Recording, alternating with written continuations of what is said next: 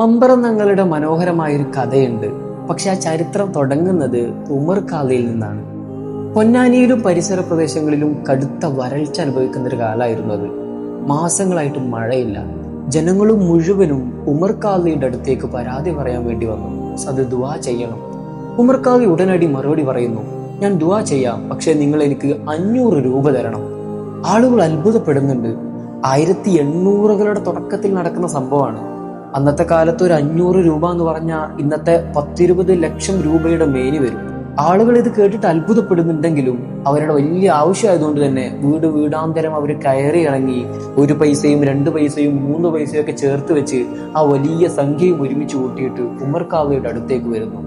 ഉടനടി എല്ലാവരെയും വിളിച്ചു വരുത്തി ഒരു മൈതാനത്ത് ഒരുമിച്ച് കൂട്ടിയിട്ട് ഉമർ ഖാദി അവർക്ക് വേണ്ടിയിട്ട് പ്രാർത്ഥിക്കുകയാണ്. മഴയ്ക്ക് വേണ്ടിയുള്ള പ്രാർത്ഥന അവസാനിച്ചതോടുകൂടെ അവിടെ ശക്തമായ മഴ പെയ്യാൻ തുടങ്ങി. ആളുകളൊക്കെ വളരെയധികം സന്തോഷത്തിലായിരുന്നു. ദിവസങ്ങൾ കഴിഞ്ഞതോടുകൂടെ ആ നാട്ടിൽ മുഴുവനും ഒരു സംസാരം ഉയർന്നു കേൾക്കാൻ തുടങ്ങി. കടത്തിണ്ണകളിലും പള്ളിമൂലകളിലൊക്കെ ഉസ്താദ് വാങ്ങിയ 500 രൂപയായിരുന്നു വലിയ ചർച്ചാ വിഷയം. എന്തിനാണ് ഉസ്താദ് ഇത്രയും വലിയൊരു സംഖ്യ നമ്മളിന്ന് വാങ്ങിയത്? ഉസ്താദിനും മഴ ആവശ്യമില്ലേ? അങ്ങനെ ഇരിക്കുന്ന ഒരു വേളയിലാണ് ബൈത്താൻ മുസ്ലിയാർ എന്ന ഉമർ ഖാദിയുടെ ഒരു അടുത്ത ആൾ ആ നാട്ടിലേക്ക് വരുന്നത്. നാട്ടുകാർ ഈ പരാതി ബൈത്താൻ മുസ്ലിയാരോട് പറയുന്നുണ്ട്. ബൈത്താൻ മുസ്ലിയാർ ആകട്ടെ ഉമർ ഖാദിയോട് ഇത് നേരിട്ട് ചോദിക്കുക എന്നുള്ളത് അല്പം ബുദ്ധിമുട്ടുള്ള കാര്യമാണ്. കാരണം ഉമർ ഖാദി ഉമറിന്റെ അതേ സ്വഭാവമുള്ള ആളാണ്, അല്പം ദേഷ്യക്കാരനാണ്.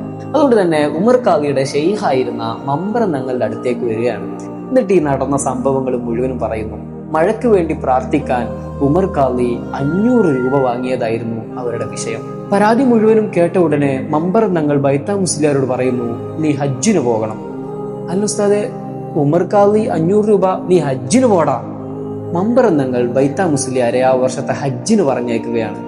ബോംബെ വഴി കപ്പൽ മുഖേനയാണ് ബൈത്താൻ മുസ്ലിയാർ അന്ന് ഹജ്ജിന് പോകുന്നത്. ഹജ്ജ് കർമ്മങ്ങൾക്കൊക്കെ ശേഷം മക്കയിൽ നിന്ന് മദീനയിലേക്ക് പോകുന്ന വേളയിൽ അന്ന് ത്വായിഫ് വഴിയാണ് ബൈത്താൻ മുസ്ലിയാർ ചെല്ലുന്നത്. അവിടെ വലിയൊരു പള്ളിയുടെ പണി നടക്കുന്നത് ഇദ്ദേഹത്തിന്റെ ശ്രദ്ധയിൽപ്പെടുന്നു. അവിടുത്തെ കോൺട്രാക്ടറോട് സംസാരിക്കുന്നുണ്ട്, ആർക്കാണ് ഈ പള്ളി ഉണ്ടാക്കുന്നത്? അവർ പറയുന്നുണ്ട്, ഇത് മലബാറിലെ ഒരാള് ഇവിടെ വന്നിട്ട് ഉണ്ടാക്കുന്ന പള്ളിയാണ്. മലബാറിലെ ആരാണ് ഇവിടെ പള്ളി ഉണ്ടാക്കുന്നത്?